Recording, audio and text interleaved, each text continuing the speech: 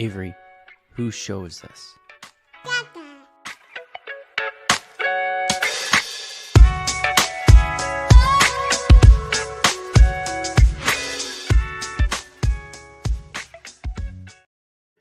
And we're live. Welcome everybody here to the Lakers Lounge Podcast. I'm Anthony Irwin, joined on this fine Tuesday night by Raj Chapalu. Raj, while I was setting up the show and getting ready to go live here for this one, Dalton Knecht made another three. It's crazy. He just broke the rookie record. So congratulations to him for knocking that one down. Just a insane performance. All right. Full disclosure. This game started at 9:30 my time. And we were like midway through the third quarter, and I kind of started to feel my head going. Started to feel the eyes started getting a little heavy. You know, I'm like, all right, come on. You have a show after this, dude. You got to figure this out.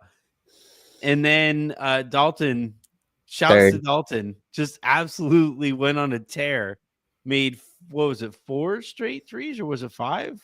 I think it was like 6, and he got fouled in between on one. Yeah. Just an incredible run from Dalton. We'll talk about that. We'll talk about this game. We'll talk about the Lakers now having won 6 games in a row since D'Angelo Russell went to the bench. I have a question to you about the starting group now that we've seen this from Dalton too. What that might mean for the starters as well. But Raj, no, like break down this game. Like, how are you feeling about this game? Obviously, you would have liked to have built a bigger lead, because point differential matters in the cup or whatever. But overall, how are you feeling about this one? Yeah, I'm honestly, Anthony, I could care less about point differential or any of those things tonight. Dalton Knecht looks like an absolute legit piece. Obviously he did this somewhat in the preseason, right? In that kind of fourth quarter against the Suns, and you're like, oh, nice preseason, moment. Everyone kind of did their charity clap on that. This is a welcome to the NBA moment, and he did a little bit against the Pelicans too, right? It was kind of spread out more, but this was a dominant third quarter, and it's something different, Anthony, when the whole team knows who the ball is going to, and you still just can't stop it. Matter. Like, it didn't matter. And his shot, his release is so high that's already tough to guard, and then you throw him in actions with you could just see Colin Sexton's face and John Collins' face, like, oh no, that was your job, that was on you, and it's Knecht right there wide open. No, this is a legit piece, and I just keep thinking the Lakers franchise kind of changed because they found Austin at the undrafted point, right? Like, that kind of changed the trajectory of where they were going after the Russ deal. Drafting a player like this at 17 kind of has similar implications to what it can do for a season, especially for a starter. And his game is in a guy who can catch lobs, Anthony, that's also a sniper from 3, is such a fun archetype just to watch, let alone the impact he has. And I don't know.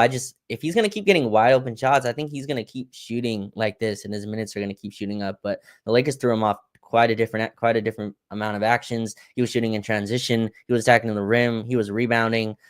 They try to go at him a little bit defensively. I don't know about you. I didn't really see that. I didn't really see a point where he was getting, I don't know, he was hunted to where he had trouble with it. No, Dalton, this is just a Dalton coming out party, and the Jazz had nothing to do with him. Well, the going at him defensively thing is kind of interesting because the starting group tonight was like a Temu version of what it would look like if Vando was out there with Dalton, and I could, I was already kind of interested in that look potentially.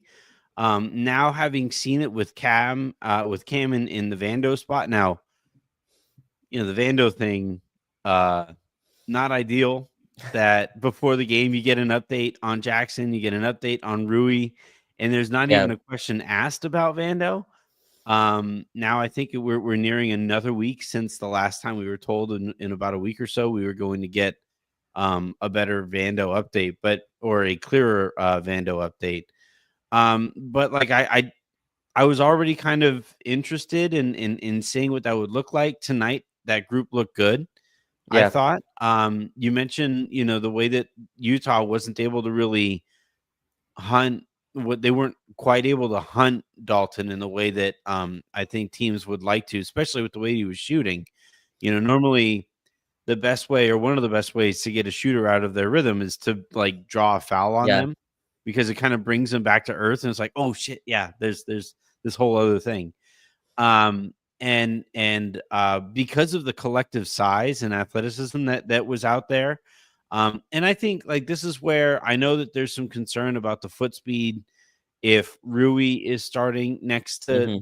Hmm. I get that to a certain extent, but it's still a big group, right? You have Yeah. Austin point guard is like 6'2", 6'3". He's a big point guard. You have Dalton at the shooting guard, who's a legit like 6'5", 6'6". Um, that's a big shooting guard. Rui is a big small forward. LeBron and AD are both big for their positions.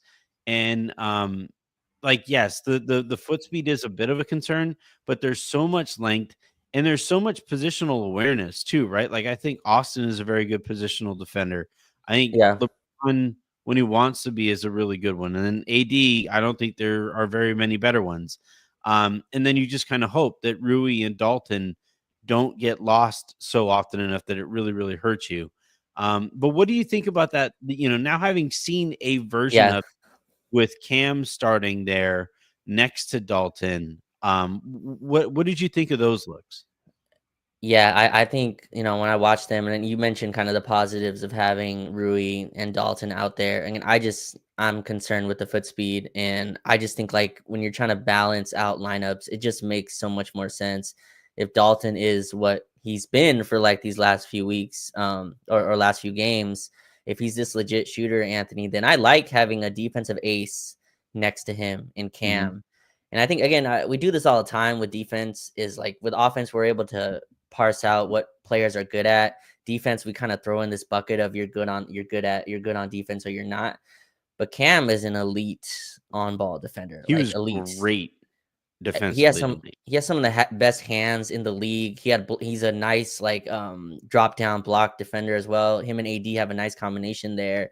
And I just like again when Cam's out of the way and just isn't, involved and isn't running pick and rolls or isn't running ball screens or isn't, even, bringing the ball up in transition. He's a menacing player on the defensive end, and he gave Utah a ton of problems early. And I just like that fit with Dalton, and I don't think Cam is the permanent like fixture there. I thought Max again is starting to find his rhythm defensively as well. Maybe that's a Vando insertion, if he ever comes back, and plays. But yeah, again, and Anthony D'Lo and Rui is a lot of offensive power coming off the bench. It also gives Mhm. Rui a unit. I think that unit without AD, that second unit without AD is really asking for size and half court shot, creation.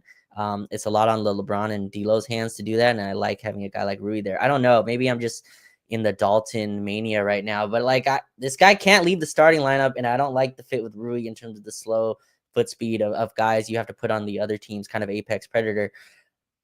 I think I'm in the camp of like start Dalton next to Cam for now, until you find a permanent solution there. I think we'll see a version of, and this isn't sourced in the same way that it was with D'Lo eventually coming off of the bench. This is a guess, but we've already seen what JJ's approach appears to be with these things, where Mm, I think he'll give Rui a chance to start next to Dalton and okay. see what that group kind of looks like. And then, you know, I think very quickly move Rui to the bench if that unit does struggle defensively or if the foot speed is the concern that we think it is. Or, you know, part of the reason that D'Lo went to the bench was because the bench units were so bad. Yeah. If he thinks that the bench unit needs just even a little more pop, then maybe that's reason combined with the other stuff for Rui to go down there. But I would be pretty surprised if Rui doesn't like. You don't want. I don't know that Rui did anything wrong per se. You Didn't know, have to. Didn't have to. um, and like you know with like Drew Bledsoe and Tom Brady, right? It's not like Drew Bledsoe did anything wrong. He got hurt, and then Tom Brady went in and won a Super Bowl, and it's like we gotta go with this guy who won a Super Bowl against the greatest show on turf. Like it might be that kind of a situation, but I do think it's early enough in the season where JJ might want to give that group a look with Sure. Dalton at shooting guard and with Rui out there next to him if whenever Rui is healthy. And then if you have to tweak it, you can tweak it. We've seen that already work in the past before. Yeah, and it's kind of an unwritten rule too, right? In that you don't lose your spot to injury. So I understand that as well. But sometimes you just lose your spot in line. Part of this too, Anthony, is I think the bench just has one too many guards. It has like Mhm. one guard too many. I'm not trying to pick on Gabe here, but he kind of looks like the odd man out. It You was know, like it was like I felt bad for Gabe because there was like 3 straight like highlight plays, right? Whether yeah. it was a Dalton 3 or a LeBron layup or something like that. I forget what stretch of the game it was. And then Gabe got the ball and you could actually hear like the wah sound. It's like wah wah like Yeah. he like wound up missing a floater at the front of the rim. And like you could actually see everybody just kind of like, Yeah, yeah. well, good try, And he Gabe. and he's playing hard and like he's competing defensively and he's chasing over screens and doing all that stuff. It's just that swing, Anthony, and the ball gets to him and all the energy's in that basketball, right? It's all packed in there for him and it Yeah. clanks. And it's like, just if that one could go in. But not just even putting that to the side. I think just having one more guy with size and physicality and can rebound and box out and be physical and be a bucket that like Rui is. And Rui's shooting 50% from three. So it's not like Rui. I'm sure Rui's like, hey man, like I'm doing my job. I'm hitting my Yeah, like shots, that's the you know? thing is that like Rui is not doing anything wrong. So I don't know. No, no. Hard for me to see them like benching him while he has played the way when they benched D'Lo, he was shooting like 30% from 3-point range, right? Sure. And when again, when Drew Bledsoe was a good quarterback. He was a really good quarterback for New Orleans for New England. And it's not that like it's not that he necessarily did anything wrong. It's that like Brady stepped in and did something really, really right, beating the Rams in that Super Bowl. But like I don't know. It's so early in the season, and like they haven't won like a truly crucial game with Dalton playing. I Harrison's gonna be pissed because tonight was a cup It's a game or cup game. whatever. Yeah. but like I don't know. I think I the what I'm working off of is how JJ has executed this in the past. Sure. I just again, I think even if you ask me right now, Anthony, Rui's probably just a better overall player than Dalton is, right? Like I think I don't know if you would agree with that, but I think most people would be like, yeah, Rui's the better offensive player right now. He has more in his bag, right? Probably a little bit more versatile. But sometimes the fit is just way too clean. Like this is handing glove. You put a knockdown freaking shooter next to LeBron James and Anthony I'm Davis. not saying that like he shouldn't be No, no, starting. no, I know, but I just again, and I look at the size, and obviously, I think JJ likes having a defensive player there. I think that's one of the reasons also that D'Lo went to the bench, right? It was like we have enough offense in this starting Yeah. unit. Let's get some more defense in there, and I feel the same about Rui. Rui can defend, but his main thing that he brings to the table is an offensive package, as a Mhm. shooter in the post, a guy you can run offense for, yada yada. I think that's why I think JJ is gonna maybe like I'm sure he'll try Dalton and Rui, and you can try that without starting him as well. There's ways to get those units while the game is flowing. But yeah, I just this fit is too clean, and I think Rui's a smart guy too. Can look at this. Even Rui, like people come to me, Rui shooting 50%. I get that. That's totally different than the way Dalton is not only getting shots but creates them. His gravity as a screener is just that opens up JJ's playbook in a way that like it fills the room. And I think that's a special talent that we got here. So Yeah. I'd start him and Cam. I'm I'm with you on starting Dalton, and I like to be absolutely clear. It's not that I'm out on starting Cam. Like I think Hmm. eventually we could arrive at that being the right Hmm. move.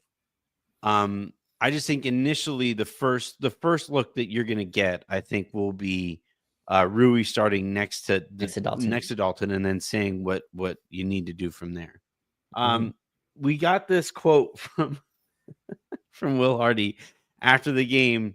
This is from at Andy Larson, who covers the Jazz. Quote: In the second half, it seemed like everybody in the gym knew that Dalton Knecht was going to shoot the next shot, with the exception of a few people. The problem was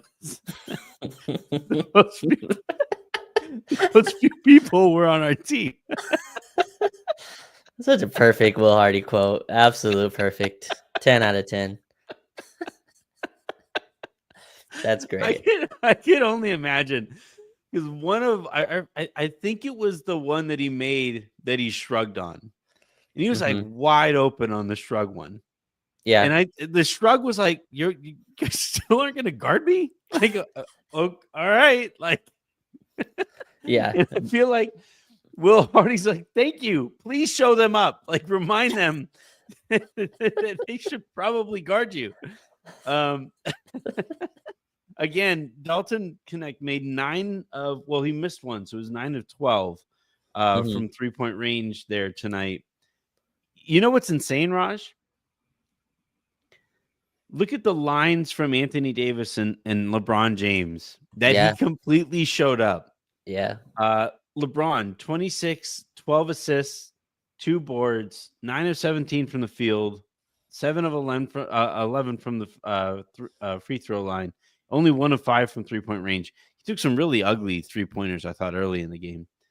AD, 34 minutes, 10 of 15 from the field, 6 of 10 from the line, 26 points, 14 boards, 6 assists, 2 steals, was a +5 in the game, and nobody would know it because Dalton's line here, 37 points, 5 boards, a steal, 12 of 16 from the field, 9 of 12 from 3-point range, 4 or 5 from the free throw line, was a game high +16 in this one. Just absolutely blowtorching the Utah Jazz. Right. And you know, I know Will Hardy, I know he's serious a little bit, but some of that is obviously the team knew that they were supposed to guard him. Obviously, they weren't like forgetting while they were playing. Yeah. But part of this is, again, while I'm watching, it's a tough guard. Like, we didn't speak after He's on the other side of the court. You have Anthony Davis and LeBron James on one side, and you have some weak side set going on with Dalton Knecht, who's a freaking blowtorch. It's like it's impossible to guard. During the Pelicans, Antonio Daniels, who's a color commentator with Joel Myers, they do a great job. And like, he was losing his mind because the Lakers are running this like horn set. He's like, how the hell do you guard this? You have LeBron and AD in the middle of the floor, Austin coming off one screen on one side, and then you have Dalton Knecht on the strong side. It's like it's an impossible defensive position. And again, like it was hard to guard with Danny Green in that corner, right? It was an older Danny Green. It was hard as hell to guard with KCP. Those are both really good, shooters. Dalton Knecht, that's like his profession, is like he's a just knockdown shooter. You put that dude in the corner, it's a tough guard. Like when he's back screening Anthony for AD, what are you doing? Like if you don't come up, that's a lob for AD. But if you do, then it's a Dalton Knecht 3. Those are tough decisions, even if Dalton's hit 4 in a row. And that's why, like, on the next one, he got fouled because the guy was like flying at him so hard, and Dalton was like, "I'm still shooting this," and he got fouled on it. If he gets these shots, man, I don't know. I think he's going to continue to just hit at a ridiculous percentage. Yeah, he set one of those back screens actually for Max, and Max was wide open at the rim. Yeah. It's just that the lob hit the front of the rib, and it was like, it was like even Max was like, "What the hell? Where did everybody go?" Because Will Hardy had just screamed at his team, "Don't leave the fucking white guy! Don't leave him!" Like, whether it's Austin or Dalton, poor Billy was like confusing, or Billy and Sue. It was hard to tell. You know what's funny is that they're both wearing they wear them on different legs, but they have like they also wear like the one black leg sleeve too. Yeah, and they're both like obviously white bordering on like hot dog because of how bright that court was today, and like. Max gets like wide open, and both of the guys are like, you know what? That should have been 2 points. Fine with it. It wasn't Dalton. He didn't get the Yeah. record. Yeah. So at some points, like Austin was like, doing his dribble move. I was like, oh, I didn't know Dalton had those type of handles. And then like after that, it's Austin driving to the rim. I'm like, oh Yeah. darn, that I got it wrong. Yeah, those two, Austin's haircut makes them very tough to tell apart.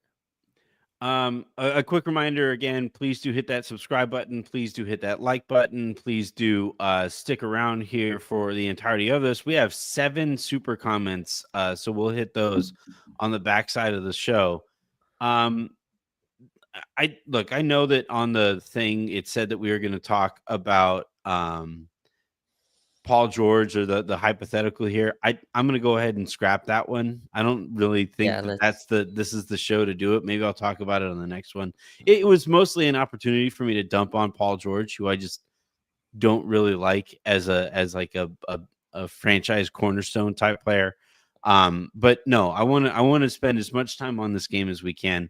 Now, JBay05 writes that they barely beat a rebuilding Jazz team. Not an impressive win. They did this without they beat the Jazz without Walker Kessler in this one too. yeah, I Here's my thing on that one is that one, as far as like the caliber of wins and stuff like that, that doesn't really matter as much to me early on in the season. There is so much learning going on. Like, not only are you learning, Raj, about JJ Redick's system, but you now have had how many different starting lineup groups, hmm to start this season. You have a system that is literally working in one of its like foundational players in the way that they use Dalton Knecht. And you kind of saw it to come to its fruition tonight. They don't like the Lakers couldn't get stops for stretches of this game. They're missing their best perimeter defender. So like to a certain extent, I'm like not that no, concerned about like the defense, so far. And I also think that eventually there's going to be tweaks. To me, the biggest takeaway here from this game and from these first, what are they played 14 games so far. 10-4. Um, like the biggest takeaway here is that they've done everything that you could possibly do to continue to apply pressure to the front office that like when it comes time, you can still build on the margins. Do you have to take the home run swing and go out and trade for like a Brandon Ingram or any of like those major pieces who cost multiple first round picks?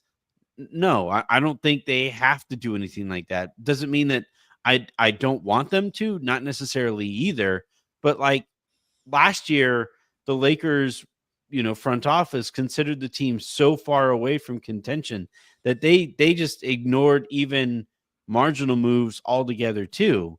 And with the way that this team is playing right now, this like absolutely forces the front office to, at the absolute very least, Yeah. address some of those marginal upgrades that the Lakers very clearly still need.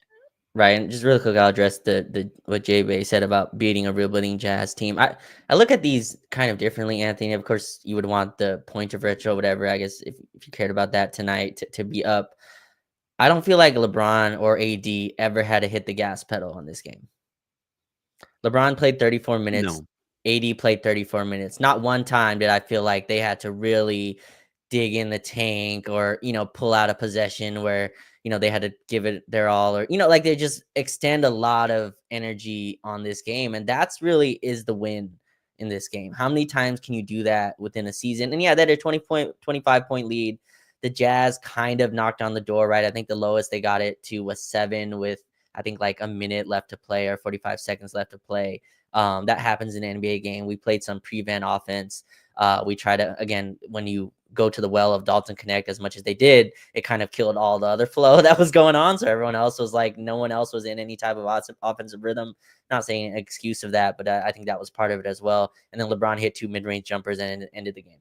And so, yeah, like, again, you would like them to keep their, foot on the gas, be a little bit more, aggressive with the win. But I don't know. I have no complaints on that end of the part of it tonight. I think AD and LeBron had a really chilled 34 minutes. Again, their lines were great. AD had 30 again for like I think he leads the league. Anthony, he has 9 30-point games. That's the most in the whole in the entire NBA. LeBron had, as you just listed, as 9 24 12 whatever it was. But it seemed like LeBron was able to control the action from the perimeter. A lot of jump shots, a lot of passes from the post. Not a lot of damage on his body.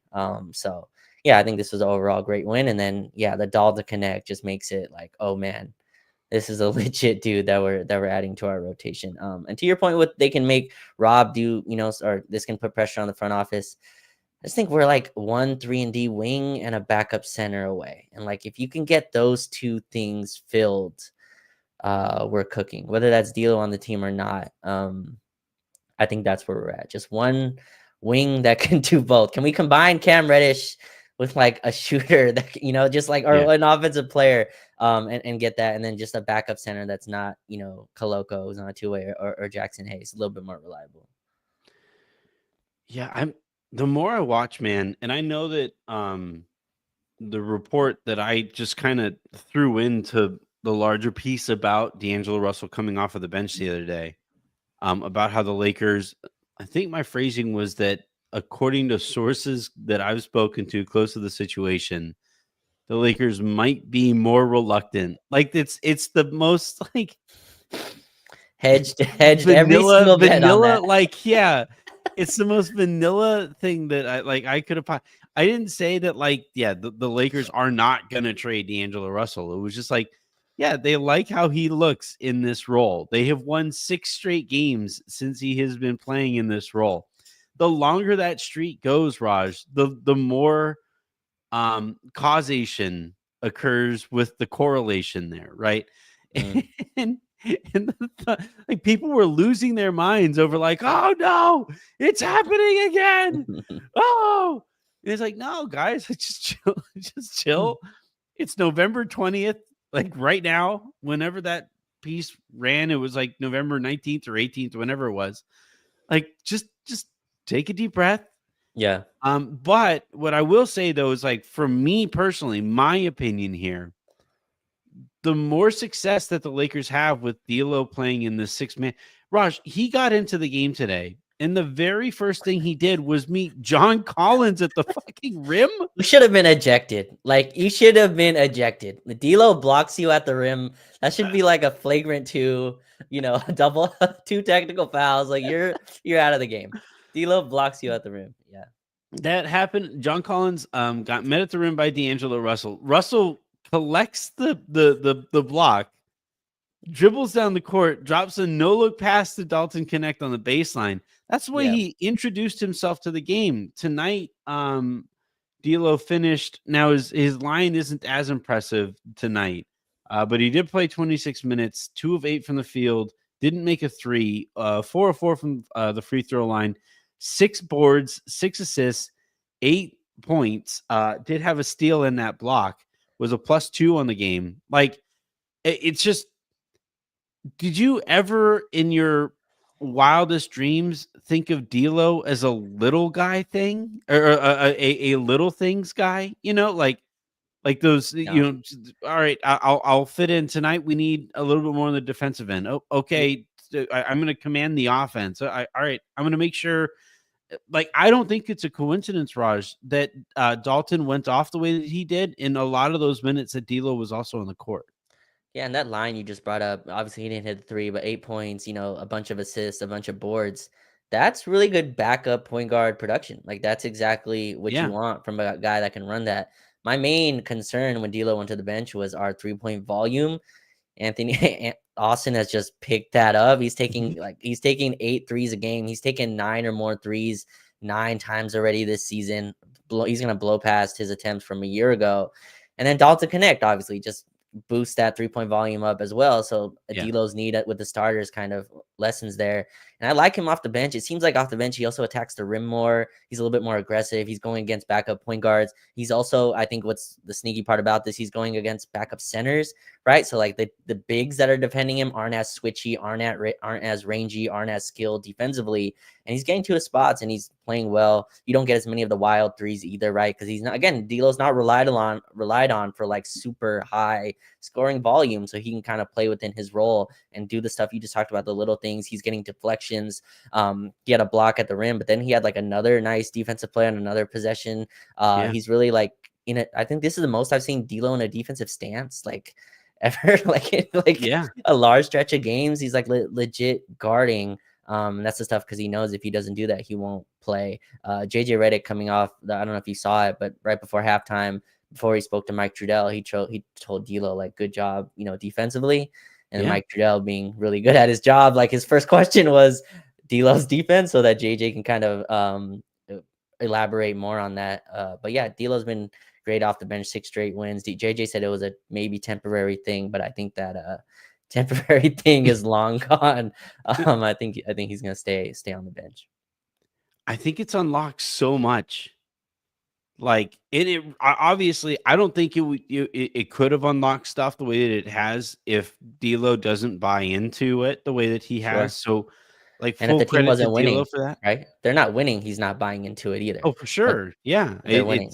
It's that's why I asked AD what I asked him. Right? Was like, how important is it to win when you're when you do something like this, when you try something like this out, right? And he said it rewards good process and it gives you confidence to stick with it. And that's exactly what's going on here. And remember infamously the first time that Frank Vogel benched Russell Westbrook down the stretch of a game, they lost that game. And I think that ended that relationship. Just that right there and then, right then and there was like, all right, any chance that we had at figuring this out, go bleep yourself, coach. You lost anyway. And I think in this one, I don't think it would have reached that point. I really, really wish maybe I don't know if I'll be able to get to the game because it's like the day before Thanksgiving and I have to stay here and help prep for Thanksgiving. But I would love to, if I'm able to go to the game when they're down in San Antonio again, I think I want to ask JJ. You had mentioned how much you talked to D'Angelo Russell in the summer. How many of those conversations involved what this new rotation with you coming off of the bench? And because it's really unlocked D'Lo too, right? Like the way that he was playing basketball early in the season just didn't look like D'Lo. There was no like spark to his game, and now he gets to command the second unit. He gets to spend as much time on the ball as he wants. His defense doesn't matter as much. He's also defending worse players because he's playing against bench units. And like tonight, it really looks like he's toying with these bench units that like don't have the personnel to deal with. He is a bona fide starter. Offensively, yeah. I think he's an above average to good offensive point guard in the NBA. And that's like by starters, like relative to starters. He's going up against these bench units. And I remember what it used to look like with Lamar, where like Lamar was supremely overqualified to be a bench player. And he would come off of the bench and he and Powell would get to go against these bench units. And that was some of the prettiest basketball you're ever going to see from like a two big combination. And you watch D'Lo and Dalton so far this year. I think that number has probably increased after tonight, but going into tonight, Dalton and D'Lo in their minutes together, they've played at least 100 minutes together. It's again gone up since tonight. They're carrying 132.3 offensive rating. Like they were scoring. The team was scoring 132.3 points per 100 possessions when those guys are on the court together. And it's Dalton who's this blowtorch shooter, and it's D'Lo who is way overqualified to be running offenses against bench units. And I really think it's unlocked It's found that balance that they needed in that with the first and second units, but I really think it's unlocked D'Lo. Yeah, it definitely has. And again, D'Lo has some of this to his game. And I think part of this too is again the Lakers, D'Lo and Austin were kind of sharing who drives the car, and it kind of had a weird fit to it. And Yeah, LeBron obviously would take the wheel whenever he wanted, but Austin D'Lo would kind of drive the car. And the Lakers this year were like, Austin's going to drive the car. yeah, So you figure out what to do in the passenger seat, during that time. And then D'Lo's numbers were dropping, his shooting percentage was dropping, right? Because he's not getting the volume that he probably expects. And then going to the bench now, I think it's opened him up to where D'Lo does a lot of these like high risk, high reward plays, yeah, which really are a lot more damaging in the starting unit. yeah, And just especially when he's more vital, not saying he isn't, but like more vital to their offensive production. But now, like he had a play today, he did like a 360, then lobbed it to AD. There's like, and the game wasn't like way out of hand yet. It was just like a 10-point game. But this is the type of stuff D'Lo does. But off the bench, like that is just a lot more, gives a lot more spark than like you do that when it's 5-6. It's like what are you doing? And I think it's like I think that's part of it too, is unlock that part of him, and I think it also unlocks an aggressive part of it because D'Lo has a lot of passive tendencies when he feels like yeah, this is what you want me to do. Fine, I'll dribble the ball up and enter it in the post, and I just I won't be very active off ball. But then when you put the ball in his hands and he can kind of play with it and come off screens and get into his actions a little bit more. And again, tonight he didn't even hit a three, but I thought he was incredibly impactful in the offensive end, passing, finding back cuts. It's another sneaky thing about Dalton too. We raved about his threes. Anthony's an incredible cutter too. That dude, like yep, when his guy, I replayed it on when I was watching it live. When his guy turns his head, he's gone. Like he's at the rim. He got 3 dunks in the half court. Three yeah. dunks in the half court. John Collins led the Jazz today in dunks, and he had like 2 within the third quarter. Like just showing like how difficult it actually is to get dunks in the half court. Dalton had like 3 of them, also a couple of lobs as well. But yeah, I think this also pushes the point. Like you have D'Lo doing well off the bench, and I think that's a very easy way since JG's already entered. Like he's shown that I can move a starter to the bench. Rui might not take it as disrespectfully either, right? Okay, Mm-hmm. D'Lo to the bench, another guy making the same amount of money I am, accepting a bench role. Maybe it's a little different wording the way Darvin Ham did it, but like maybe that could work as well. So you have 2. Darvin didn't have any wording. He just like walked in one day and there was a different name on the board, and it was like, wait, what? Huh? Maybe he got confused. I'm healthy, I can play. But Yeah, no, like I could again, D'Lo and Rui. That's a lot of firepower off the bench. You just mentioned how D'Lo is a bona fide starter. I think Rui is too. I think Rui is an offensive starter in this league too. You have both of them off the bench. I feel like it really balances your team. But no, yeah, the D'Lo off the bench has really helped. We'll see against like a really good team when they play like a Cleveland, a Boston, a Denver. We'll see how these kind of lineups work. But right now you can only play who's on your schedule. And 6 straight wins is 6 straight wins. It can't be stressed how cool it is to watch D'Lo, who has this reputation as like selfish or not always the best teammate, all of that stuff.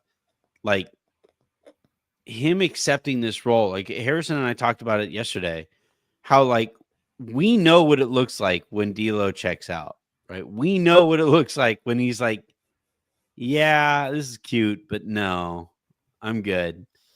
And we just haven't seen that. And like you said earlier, the success I think plays a part in this.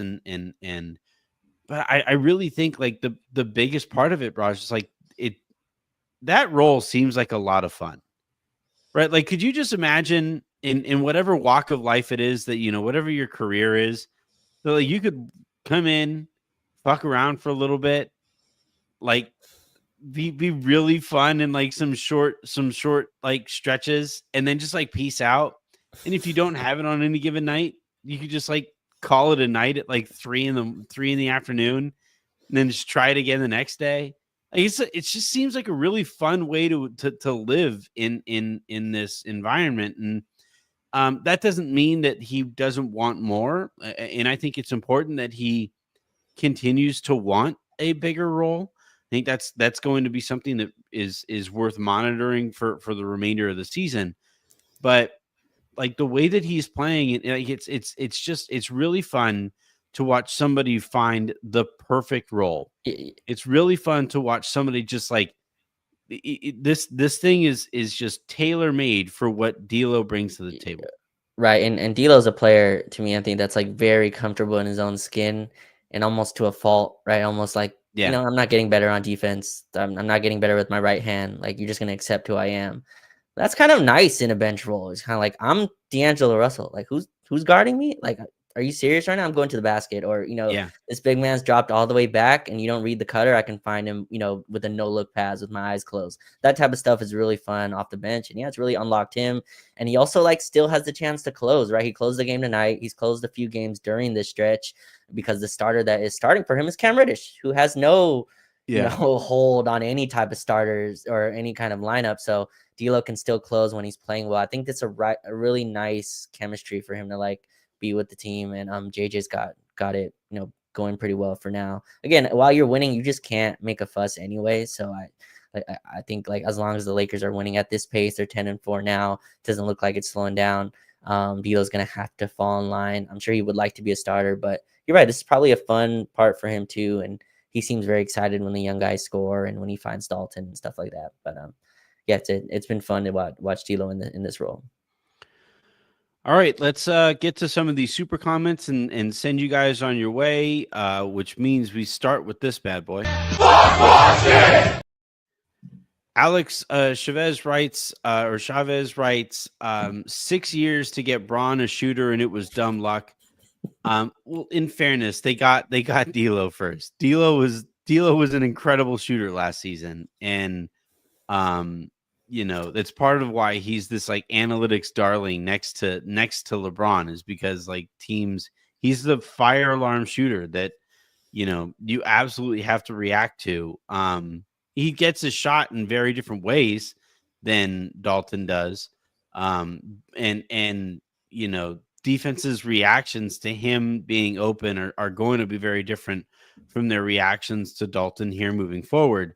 Yeah, But like he was all right, he, he, he was pretty he's good. right. What's like right under a fire alarm? It's like I don't know. Like I don't see D'Lo. I think D'Lo's more of like a all around scorer that can get hot from three. It's like the Dalton's general state that parents with toddlers are just always in. always, It's like just, a alertness. I am never relaxed. Right, Like, right. Yeah, but Dalton is a different level. Dalton's like again, so far there's a long way to go, but like he's in the Corver kind of class to me where like you just can't not, be attached to him. D'Lo's a little different where he's not a movement shooter, so if you can kind of get to him while he's, coming off a screen, it's not as fire alarm. But yeah, Malik Beasley was kind of like this, which is why like Malik Beasley had a little bit of impact too when he came. It was kind of like, yeah. oh, look at this, a guy that spaces the floor, very low bar to clear. But yeah, Beasley was like 6'3", though. right. Connect doing this at 6'5" with a high release is Oh, like this is different. that's what made Clay so deadly, Yeah. is because he was like 6'5", 6'6", and he shot that ball. And there were times where the ball like did not go below his shoulders, and like it's just the way the impact that Dalton is going to have on offenses from here on out. By the way, like this is him as a rookie, Raj. He's going to Oof. get better. Like this is this season is the worst he's going to be, until Yeah. he starts to decline. And this is like before he really starts attacking closeouts. This is before he starts developing some like on ball decision making chops. Oh yeah. Um, this is just, hey, I'm open, or at the 3-point line, or okay, they turn their back, I get to cut to the basket along the baseline here, and he like kudos to him for understanding those things. Like I don't mean to diminish him. My point is that like this is the beginning of somebody who is going to be an absolutely elite threat when he doesn't have the ball in his hands. Right. And his shots to me aren't changing much because what's the counter? The counter is overplaying him and letting LeBron and AD roam and get to the Yeah. basket, or letting Austin kind of.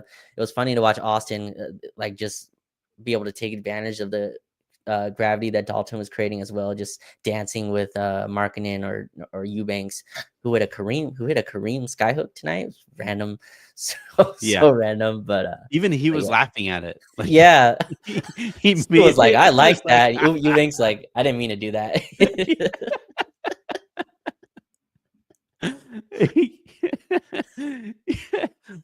Will Hardy was about to go like full Patrick Ewing, like you You practiced that shot. All right, next question here comes from Brandon Oming, who writes AR, DK, JV, LBJ, and AD. So that's Reeves, Connect, Vando, LeBron, and AD with D'Lo, Max Christie, and RH. Rui. Oh yeah, Rui Hachimura off of the bench, and then you decide on who the backup center. I prefer Max over Cam. He's going to need to earn that backup 2 guard minutes.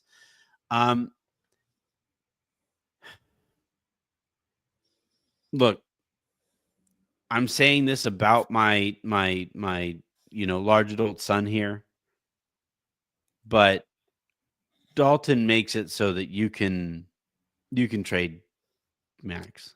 Ooh. You know, like this Okay. means that like you can now focus on upgrading Max because he's not starting over Dalton. Like from now on, basically the Lakers have to find lineup combinations that make sense so that Dalton can keep starting. That's like what you're talking about, like the Cam Vando thing, where they're Yeah. going to have to find a wing. I think Dorian Finney-Smith is the guy who kind of comes to mind that they could acquire and would be, I think, like the perfect wing to add to that lineup. With the way that Dalton is playing, like first and foremost, Gabe is the first guy that you look to move. I just don't know what his market is going to be because he's older. But Max, you could basically like some team could basically look at Max like a first round, like a lottery Yeah. pick with a 4-year contract on him. And convince themselves that like there's something there. And I do believe that there is something there. Yeah. But Yeah. they do need to upgrade their starting wing situation or um either Max needs to figure it out and be better when he gets out, because I thought tonight was a pretty ugly game for him. Offensively, defensively was a little bit better. I thought defensively he was fine, but Yeah. offensively it's still such a mess, and I still don't know if he knows where his shots are going to be coming from. Um, and I think he has another like 10 games or so. And if he still doesn't look like he knows where his shots are going to be coming from, that's either a coaching problem or a Max problem. Yeah, again, I think he's just I need to contribute, and he's just being an athletic force that's defending and trying to find his offense where it is. This is probably a question for a different show. I don't know if we have time, but like I think it's very fascinating. Obviously, Vando's the better defender, Anthony, rather in aggregate than Cam.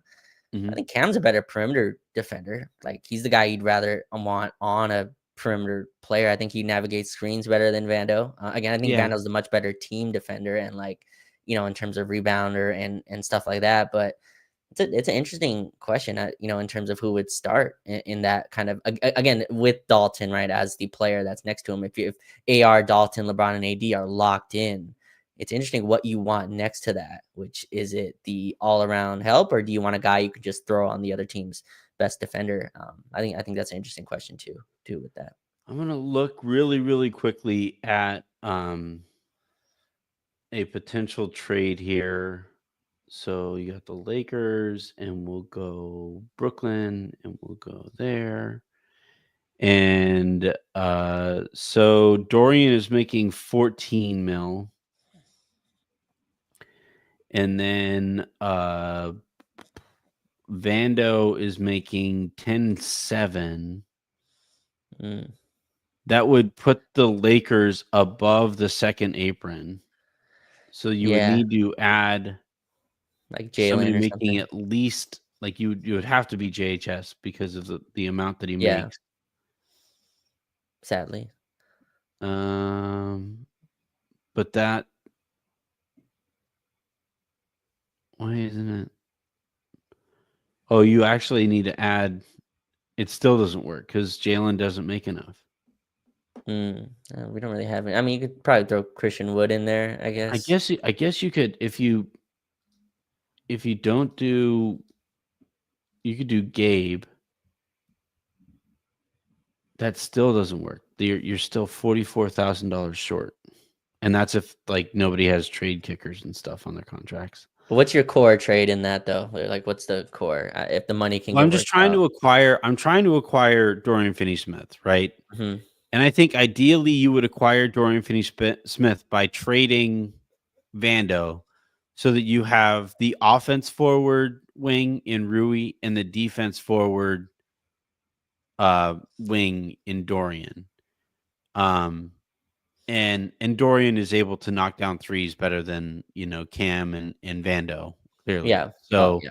like he would be an upgrade over either defensive forward wing that the Lakers could possibly have.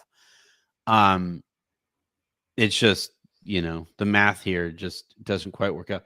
Like if you do that, so essentially what the Lakers would probably have to do, and I think they're going to have to do this anyway going into the trade deadline, just to give themselves a little bit more breathing room under the second apron. Because like it's not even just for tax purposes. Once you aggregate players in a trade, once you send two players together in a trade, you are now hard capped below the second apron. And Yeah. uh so like for in this trade here, Gabe and Jalen, you're sending them out and they combine for 14, like 14.9, right? $14,900,000. You're getting a player back who is making 14.9 and some change. And that change literally It gets matters. you Yeah. above the second apron. So like right now, the Lakers are only $30,000 under that second apron. Hmm. So like I know what the Lakers would prefer to do is to make an imbalanced trade that opens up a roster spot, gets off some extra money. And like I guess you could technically do that. You could just say like Max is part of this trade too. And that actually works now. So like if you do Maxwell Lewis, um, if you do Maxwell Lewis, Vando, and JHS for Dorian Finney-Smith, I don't think you have to use a first round pick in that scenario. It's probably a few second rounders. Mm. That I think would be the kind of deal that I would be cool with because it brings in the wing that you need, the wing upgrade that you need. It opens up two roster spots now, and it gives you that extra leeway under the second apron. Yeah. And then for like Brooklyn, they get players who aren't going to help them win right now. R- So like r- that's fine with them. Yeah, I can see that. I would love to try and keep Vandio in that deal, and somehow I think Vandio for Dorian is probably more than you'd have to probably give up. I'm guessing they would just want salary. And Dorian hasn't played as well as I think what Yeah. his market was hoping to be for them. So like again, Vando's even though he's hurt, I Well, think you he's could still a you could piece. send Gabe. Like right now, I Yeah, have it built as Gabe, JHS, and Maxwell Lewis yeah, going to Brooklyn. yeah, that makes more sense. I think Gabe has to go out. No offense to Gabe. I just think he has to go out the door. It does not Yeah. fit on this team, and he's the extra guard, especially with Dalton, I just don't know if raising up. like Vando is ever going to be healthy. Is the thing. Yeah, that's tough. Like maybe ever is a little too strong, but the fact that we went from we'll wait a couple weeks into the season, see how it's going. We'll tell you another week or two or a week or so. The next update is like no update, Yeah, and then now we aren't even asking about him. yeah, Like that. it, That's the Kendrick Nunn path. yeah, That's right. how that went. It's not his fault, and I'm not blaming him for doing this, and I think it's great that he does. It's just he has the loudest outfits, and it reminds me he's on the team, and it's just like like AD was hurt, and he came out in just this super outfit. It's like, "Ah, darn it, Vando, like we need you on the floor, man." Like, Yeah. Can you just wear like a normal jacket? Like Can you wear like a Tim Duncan outfit one night? Right, Like just just like once, yeah. blend in? Lakers up 20, it's like Vando coming on the floor. It's like, "Ah, darn," like, it's just Yeah, like tonight I think he was wearing like all white, right? yeah. And he was like Justin Tyndall writes a lot of dumb GMs in this league gave Braun and AD the best shooter they have ever had. Is he better than Danny Yes. Green? As I just a don't. shooter, yeah. Right now, I mean, what he's shown so far, yeah. I mean, it's pretty small sample It's still. small sample, but so far. And again, Danny Green that Danny year Green's one wasn't of the best shooters ever. he was. No, he is, but like wasn't the movement shoot like he was more stand in the corner and like don't help off him type shooter and Yeah. which was helpful. But this is a different level of space and movement and this is like Kyle Korver in a 6'6" athletic body. It's like, it's just it's a little Kyle different. Korver who can dunk. Right. Yeah.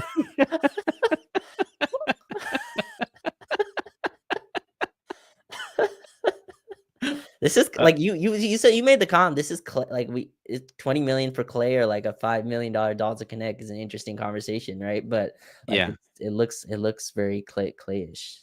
Yeah, it does. It does. It really does. Rye Guy writes, thanks for all you do. LA has to make a move, right? Who though? You said Kuz, God please no. Dorian Finney-Smith, Cam Johnson, Jakob Pertl, Walker Kessler, Colin Sexton. Who? I need to know. Look, if I had that information, this channel would be significantly bigger. Like-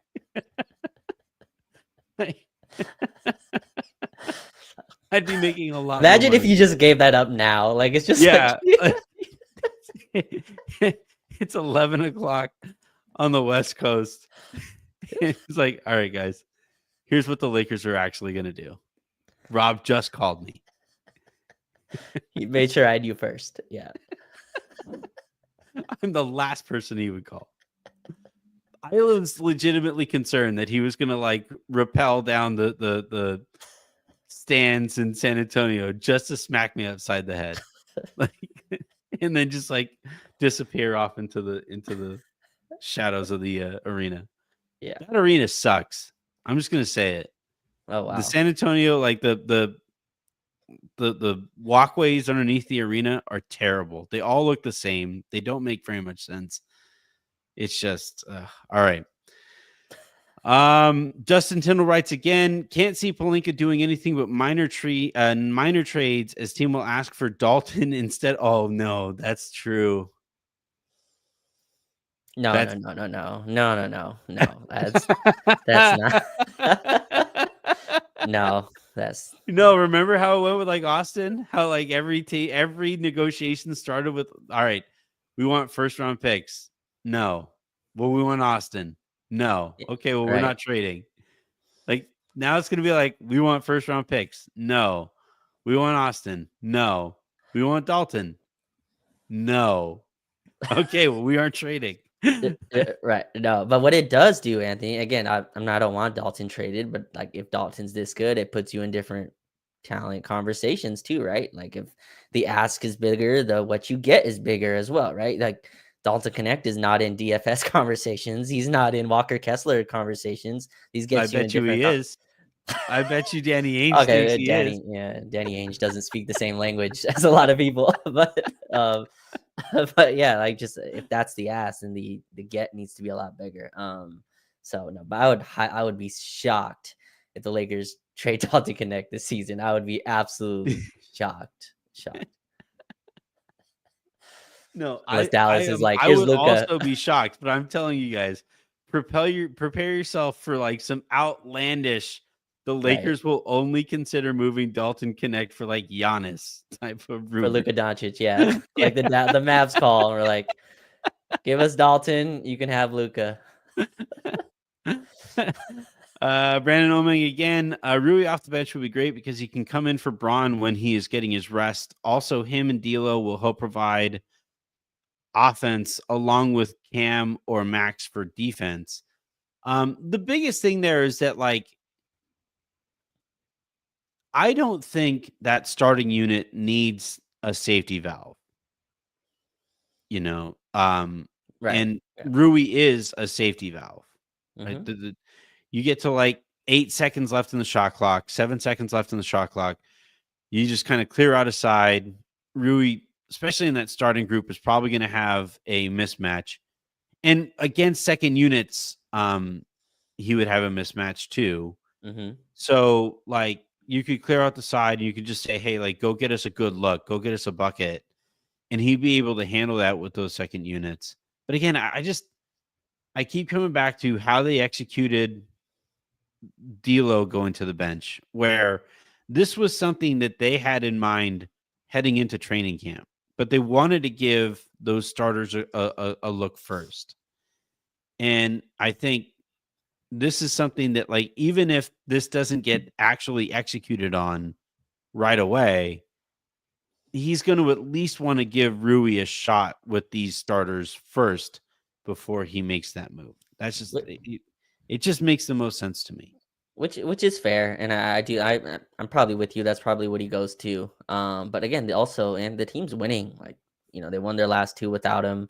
Dalton's emergence, I think, changes things. It just happens when the talent and the fit are this good. And yeah, Rudy's gonna get even better matchups on the bench, and with D'Lo going already to the bench, there's precedence now on your team for this. I don't know. I think it's an easier conversation, but I'm with you. I'm sure Rui's like, hey, I'm averaging 13 a game, shooting 50% from three. Like, Yeah. I'm doing everything you told me. You wanted me to crash from the glass, I'm doing that. You wanted me to rebound, I'm doing that. You want me to weak side block, I'm doing that. Let me start. So I'm sure that's part of it too. We have breaking news here from Anthony Davis, who says that Dalton Knecht is actually the team's best ooter. So we have that figured out. That's good to know. Gotcha. All right. Justin Tyndall writes, Dalton's 9 threes tonight. Gabe has 7 for Oh the my season. god. Raj, so Gabe made a 3 at the end of the first quarter. Mm-hmm. And I Put us looked at up 12. his stats, and I wanted to send the tweet. I really, I had it just about not typed out, but I had it like written in my mind. It Mm-hmm. was like, don't look now, but Gabe has made X out of his last Y 3 pointers. And then, then I Then you went looked at the stat. and I looked at the numbers. It was like, it would have wound up being like, don't look now, but Gabe has made 2 out of his last 14 3-pointers. Baby, progress. I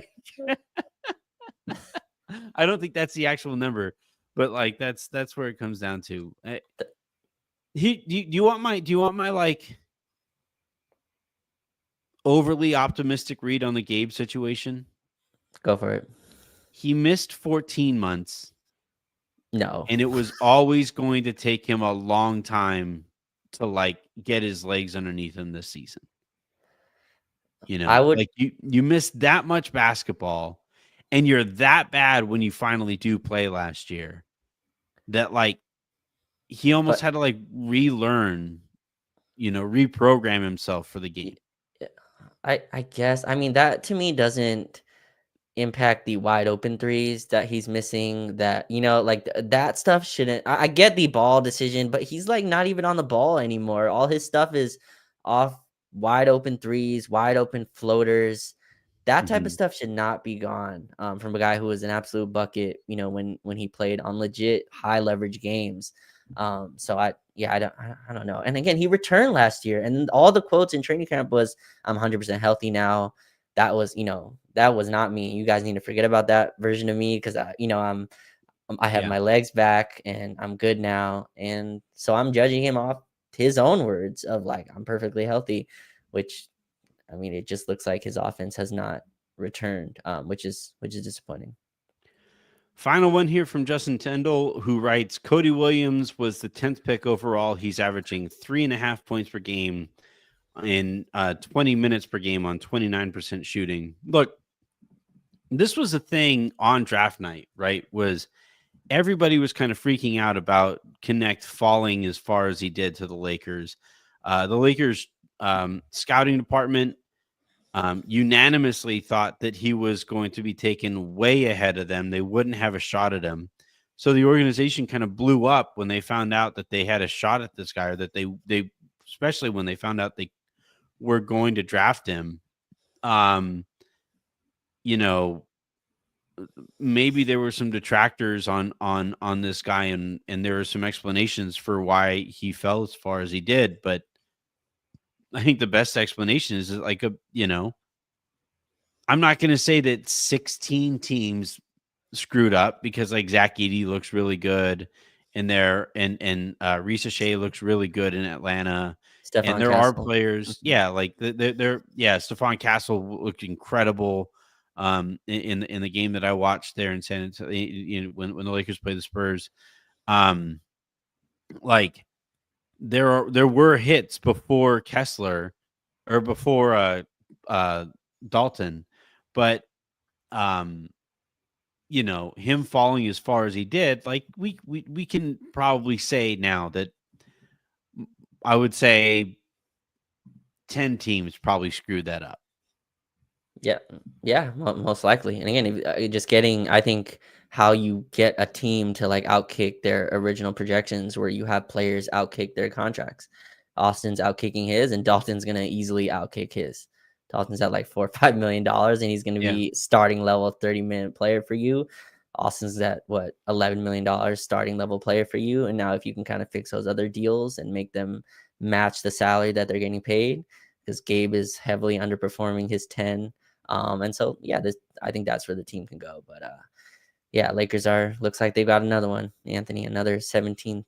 I tweeted out like a 17th overall pick can really change, a franchise's trajectory. And someone's like, yeah, that's why JHS was such a. I was like, yeah, I walked into that one, I guess. Yeah. So like,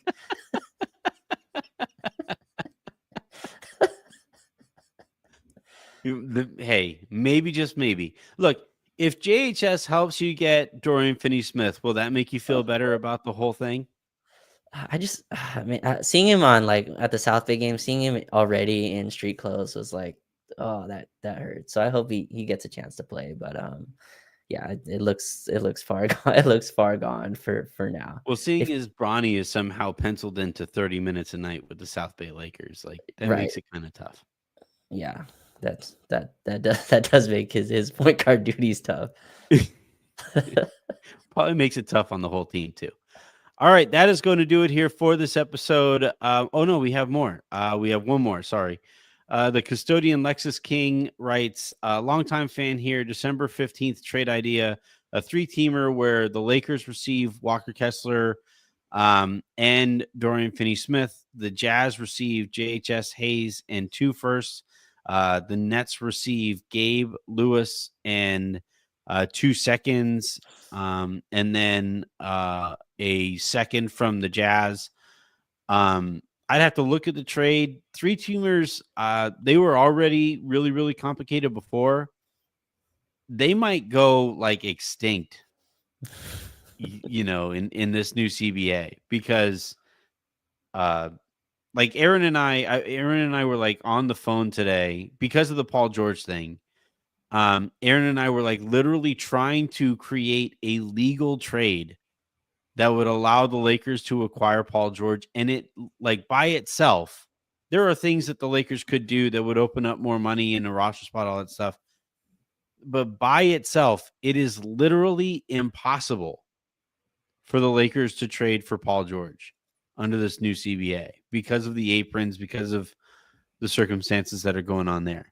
Thank So, God. like, to a certain extent, Rob is not lying when he says that trades are a lot more complicated in apron world.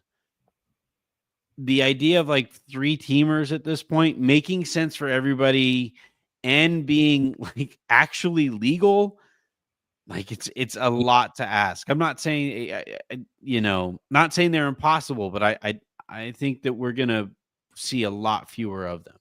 Yeah, Brian Windhorst has this phrase that a 3-team trade is a no-team trade. It's like it just Yeah, that does not happen. But if it is gonna happen, the last one the Lakers did it with was Utah, right? That was the Utah-Minnesota 3-team trade, and they yeah. seem very accepting of those type of deals during the trade deadline. So this is an interesting one. I think Kessler's been rumored to the Lakers for months now. He's playing a little bit better. He was out tonight. I think that's the Yeah. perfect type of backup center. And you get Dorian from the Nets, so kind of fills all the holes, I guess, that you would want. Only thing that goes out from the Lakers side is JHS Hayes. Oh, and 2 first. Ooh, I don't know. I don't know if I give 2 first for Dorian and Kessler. That's a heavy price for those 2 players. The Jazz think that they're going to get 2 firsts for Kessler for whatever They reason. don't even start. Yes. They also had that stance. They thought they were going to get a first for Beasley and a first for Vando on their own. And a first So for one. I forgot the other player that was traded within that, but yeah. yeah. So like the notion that how they feel about that trade value now compared to moving forward is very, very different. So yeah, like Johnny is here saying that the Nets want a first 2 for Dorian Finney. It's not happening. It's just not happening. Because the thing about draft capital in this new CBA is it's even more valuable because all of the players that you eventually get there are cost controlled, especially after the Pelinka rule was implemented, and you don't have to give up the mid-level money to sign a second rounder further into the future. So like the second round picks are worth more than they were before this new CBA kicked in. First round picks are worth more than they were before this new CBA kicked in. And so like these teams can basically say, for these role players, I want this, I want this, I want this. And it's just like my kids at the grocery store. Oh, I want that one. I want this one. I want that one. The cool thing about that is like I get the final say there. I can say, no, you're good. You don't need Oreos. Like I don't need Oreos in the house, and therefore we are not getting Oreos. Mm-hmm. All right. That is, though, going to do it for this episode of the Lakers Lounge. Really fun one tonight as the Lakers beat the Utah Jazz 124-118. They take a commanding lead in their group for the NBA Cup as Oklahoma City kind of shockingly lost to the San Antonio Spurs. The Spurs were playing without Wemby in that one. So, shouts to the Spurs for helping the Lakers out there. If the Lakers, I believe, certainly if they win out, they win their group. But I'm pretty sure, depending on point differentials, the Lakers are like in cruise control for their group here from here on out. So here's hoping they're able to take care of that. And no, this was fun, man. Dalton Knecht again, 9 of 12 from 3-point range. And I can't wait to watch. Here's the fun thing, Raj. I'm really excited to see what the Lakers do with Knecht and with the rotation here, because I can trust that really good process is going to go into their decision, no matter what that decision is. I might not wind up agreeing with the decision. I might not wind up seeing where it's going to go. But I know going into it that like JJ and his staff are going to do every bit of research and have good communication on however this is all going to play out here. Whereas like last year was like, I told you guys on the show, there were games where Darvin would walk in, see the starting 5 on the whiteboard and scratch out a name, like erase a name and write a different name in there. And it's like, there's no process that went into it. So, with however they choose to utilize Knecht moving forward, who it all is in the starting group and closing groups, all that stuff. It's really nice just to be able to trust that those decisions are not going to be taken lightly. And they get bought in way more when you're 10-4 versus like 7-7, right? Yeah. It's a totally different situation. The Lakers aren't also going to be fighting for their life every game now. They have a little bit of a cushion. They can kind of work their way into things in a way where you're not, life or death for every game fighting for a play-in spot. So, yeah, it's exciting, man. Dalton, again, I think it changes the trajectory of a franchise when you get a player who so far looks like he is at the 17th overall pick. It just does. Changes Probably the moves higher. you can make. Yeah, it changes a lot. Yep. All right, everybody, have a great rest of your day. Make somebody else's. Hit that subscribe button, hit that like button, and I will talk to you guys tomorrow to answer the remaining questions that I wasn't able to get to over the weekend. Have a good one, everybody. Here is Avery.